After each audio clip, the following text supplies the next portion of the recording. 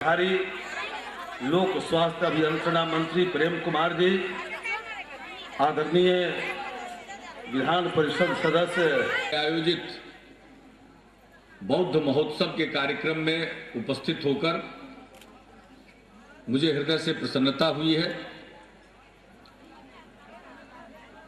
इस बार बिहार सरकार ने भगवान बुद्ध के 2550वें महानिर्वाण वर्ष के अवसर पर 6 जगहों पर महोत्सव आयोजित करने का निर्णय लिया। उनमें से एक केसरिया भी है और आज उसी आयोजन के सिलसिले में हम यहाँ आए। भगवान बुद्ध के 2550वें महापरिनिर्वाण के अवसर पर देश भर में कार्यक्रम आयोजित हो रहे हैं। भारत सरकार ने भी माननीय प्रधानमंत्री जी की अध्यक्षता में एक राष्ट्रीय समिति गठित की है। उनके द्वारा भी देश में 3 कार्यक्रम आयोजित किए जा रहे हैं। एक कार्यक्रम दिल्ली में हो गया, दूसरा कार्यक्रम अभी बोधगया में था, एक अंतर्राष्ट्रीय सेमिनार का।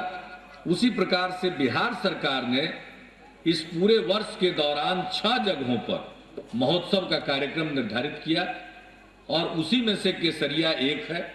जहां तक मुझको याद है चौथा कार्यक्रम है, चौथा मंत्री जी गलती हमको बता रहे हैं, तो चौथा कार्यक्रम है और इस सिलसिले में यहां उपस्थित होने का सौभाग्य हमको मिला। इसके पहले भी हम केसरिया आ चुके हैं और जो बौद्ध स्तूप है उसका भी हमने अवलोकन पहले आकर किया।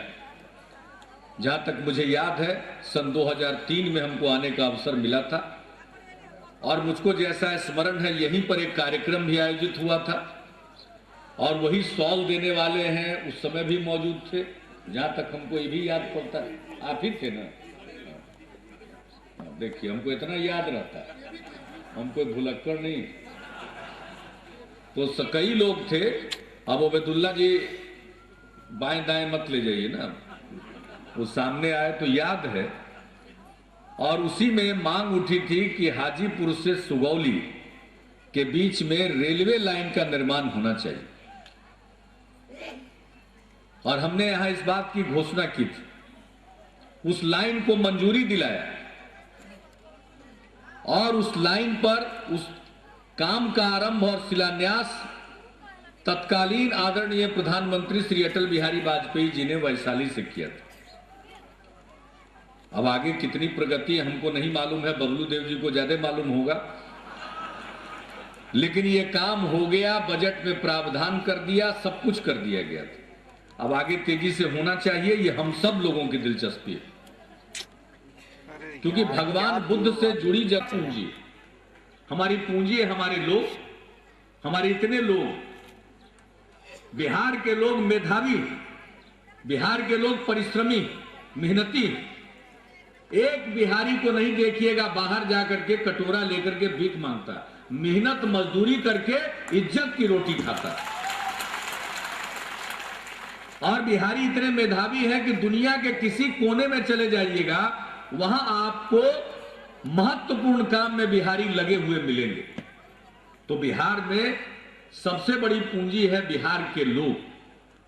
अगर हम बिहार के लोगों के लिए अच्छी शिक्षा का प्रबंध कर सके और उनके स्वास्थ्य की चिंता कर सके तो बिहार इतना तरक्की करेगा जिसकी आज आप कल्पना नहीं कर रहे। इसलिए हमारा ध्यान है शिक्षा और स्वास्थ्य पर। स्कूल की मांग चारों तरफ होती थी, बच्चे पढ़ नहीं पाते थे। अब 40 बच्चों पर एक शिक्षक नियुक्त करने के लिए 2,35,000 शिक्षकों की बहाली की कार्रवाई चल रही है और स्कूल भवनों का करने में कामयाब हो गए। इसके बाद उनके रोजगार पर ध्यान देना, कहां कहां रोजगार मिले। पर्यटन एक ऐसा क्षेत्र है जिसमें रोजगार की संभावना है। अगर उसके लिए पर्यटक स्थलों का विकास हो तो बिहार के लोग, बिहार की पूंजी, और दूसरा हमारे पास क्या है, हमारी धरोहर। हमारे पास एक से एक चीजें, दुनिया के किसी मुल्क में अगर एक नालंदा हो जाए तो उसी को वो भजाता रहेगा। हमारे यहाँ नालंदा है, वैशाली है, केसरिया है, बोध गया है, राजगीर है, क्या नहीं, एक से एक स्थल है। अगर उन स्थलों का हम विकास करें और पर्यटन को बढ़ावा दे दें तो दुनिया भर के लाखों लोग आएंगे और यहाँ के आर्थिक स्थिति में सुधार आ जाए। तो इसलिए केसरिया के विकास पर हमें ध्यान देना। ये जो बौद्ध स्तूप है उसमें तो उत्खनन का कार्य भारत सरकार का आर्कियोलॉजिकल सर्वे ऑफ इंडिया कर रही है, ये उनका काम है। लेकिन उस पूरे इलाके में आधारभूत संरचना के विकास पर भी हम लोगों का ध्यान, एक पर्यटक केंद्र के रूप में उसको विकसित करने के लिए राज्य सरकार को जो भी धन लगाना पड़ेगा हम उस क्षेत्र के विकास के लिए लगाएंगे। और इसके बाद केसरिया भी बौद्ध सर्किट, बुद्ध परिपथ का अंग है, यह भी बुद्धिस्ट सर्किट का हिस्सा है, यह हिस्सा बनेगा। और यहां पर जैसे रेलवे की बात हो गई वैसे ही चौड़ी सड़कों के लिए हम लोग काम कर रहे हैं। पटना कोई आदमी आवेगा, उधर बोध गया जाएगा, बोध गया से राजगीर नालंदा होते हुए बख्तियारपुर आएगा, वहां से पार करके जाएगा वैशाली, और वैशाली से फिर केसरिया आवेगा और राज्य की तरफ आगे बढ़ेगा। तो ये काम करने के लिए हम लोग वचनबद्ध हैं, इसके लिए धन का प्रबंध करने में लगे हुए। इसलिए बुद्धिस्ट सर्किट के रूप में इसका विकास, बौद्ध स्तूप के अगल बगल के इलाकों का विकास, यह करना हम लोगों के कार्यक्रम का अंग बन चुका है। इसलिए इस काम को हम लोग करेंगे। और आज यहाँ इस महोत्सव में उपस्थित होने की इच्छा इन्हीं सब बातों का निर्णय लेने के उपरांत पैदा हुई है। हम पहले काम शुरू करा देते हैं तब हम लोगों के बीच में आते हैं। हमको तो मालूम है कि आप क्या क्या बोलिए। अब केसरिया है, केसरिया का तो अपना महत्व है। फाहियान ने लिखा है इसके बारे में, वो इंसान ने लिखा है केसरिया के बारे में। और ये प्रचलित मान्यता है कि जब भगवान बुद्ध चले वैशाली से आगे की ओर तो केसरिया में उनका पड़ाव हुआ और यहां उन लोगों ने लिच्छवियों को कहा कि लौट जाओ, और अंत में उन्होंने अपना भिक्षा पात्र भी उनको सुपुर्द कर दिया और वो आगे बढ़े और उन्होंने घोषणा की कि अब हमारा निर्वाण होगा। और 3 महीने के बाद उनका महापरिनिर्वाण हुआ पूर्णिमा के दिन।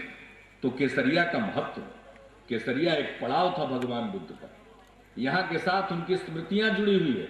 इसलिए कोई भी बौद्ध धर्मावलंबी या अंतर्राष्ट्रीय पर्यटक जो इन स्थलों को देखना चाहता है उसके लिए इस स्थल का विकास करना नितांत आवश्यक है।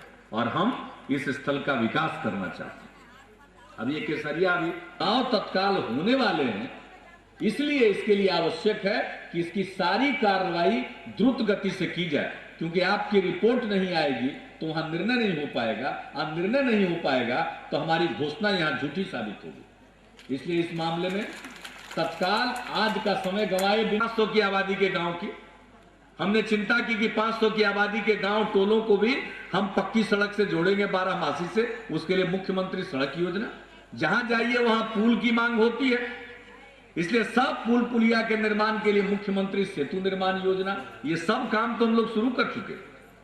और 1-2 करोड़ नहीं, 100-200 करोड़ नहीं, 1000-2000 करोड़ नहीं, हम पंचवर्षीय योजना में 18,000 करोड़ रुपया पुल पुलिया सड़क के निर्माण पर खर्च करने जा रहे हैं। इसलिए कहां का दुख बचेगा। आप पैसा तो लाएंगे, बहुत लोगों को परेशानी होने वाले लोग हैं, उनको कूपन दे करके राशन वितरण की व्यवस्था ठीक की जाएगी, किरासन वितरण की व्यवस्था ठीक की जाएगी।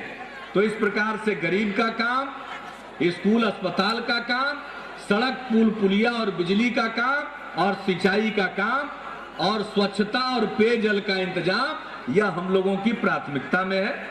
और पुल का सर्वेक्षण का काम का ऑर्डर कर दिया, इसलिए हम उसकी बात बोल रहे हैं। पावर सब स्टेशन का निर्णय लिया जा चुका, इसलिए बोल रहे हैं।